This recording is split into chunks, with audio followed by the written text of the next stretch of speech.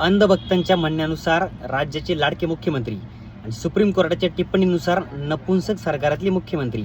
अहो, अतिवृष्टीत शेतकऱ्याच्या बांधावर तुम्ही न जाणारे तुमच्या पक्षाच्या प्रचारासाठी तामिळनाडूमध्ये गेले आणि त्या तामिळनाडूच्या जनतेला ब्लॅकमेल केलं की आमच्या पक्षाच्या नेत्यांना निवडून द्या तर तुमचा विकास करू, मेट्रो आणू, आमकं तमकं. अहो मुख्यमंत्री साहेब, तुम्ही आपल्या राज्यात कायदा सुव्यवस्था व्यवस्थित सांभाळून राहिले आणि त्या राज्यात जाऊन त्यांना ब्लॅकमेल करताय. त्या राज्यात 90% लोक हिंदू आहे. त्या राज्यात सर्वात जास्त मंदिरं हिंदूंची आहे, परंतु तिथं आतापर्यंत एकही भाजपचा लोकप्रतिनिधी तिथल्या हिंदूंनी निवडून दिला नाही आणि तुम्ही स्वतःला हिंदुत्ववादी सरकार किंवा पक्ष म्हणता.